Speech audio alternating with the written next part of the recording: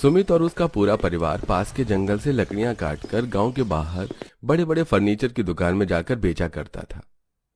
ऐसे ही एक दिन जब सुमित लकड़ी देने दुकान जाता है तो वो काफी देर तक दुकान में मालकिन की बेटी पूजा से बात कर रहा होता है। मैं तो कहती हूँ कि तुम रोज लकड़ियाँ देने के लिए आया करो इसी टाइम। एक दिन तुम नहीं आते तो मुझे तुम्हारी फिक्र होती है। हाँ, फिक्र किस बात की, मैं बिल्कुल सही हूँ, मुझे क्या होगा।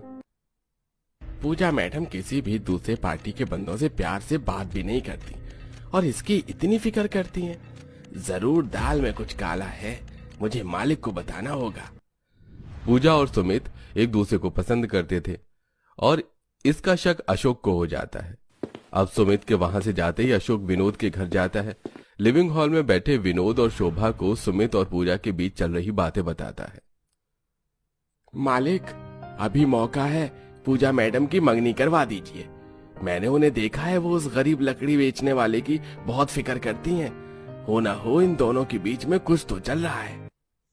भैया जरा सोच समझ कर बोलो, मेरी पूजा किसी गरीब को पसंद नहीं कर सकती। जरूर आपको कोई धोखा हुआ है। नहीं शोभा, अशोक सही कह रहा है, मुझे भी कई बार शक हुआ है। वो लड़का तभी हमारी दुकान पर आता है जब पूजा होती है और पूजा उस दुकान के अलावा और कोई दूसरे शोरूम भी नहीं संभालना चाहती। तुम जाओ, मैं कुछ करता हूँ।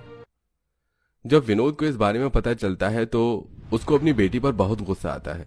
तो वहीं सुमित अपने भाई और पिता के साथ जंगल में लकड़ियां काटकर पेड़ पर बांस की सीढ़ी पर चढ़ते हुए एक छोटे से पेड़ घर में कटी हुई लकड़ी रख रहा होता है। कल का मौसम पता नहीं कैसा हो, अच्छा हुआ जो हम लोगों ने आज ही ज्यादा मात्रा में लकड़ियां काट ली। कल गांव के बाहर बेचने में आसानी होगी। यह तो तूने बिल्कुल सही कहा दिवाकर, और सबसे अच्छी बात तो यह है कि सुमित के कहने पर हमने पेड़ पर अपना छोटा सा पेड़ घर बना दिया।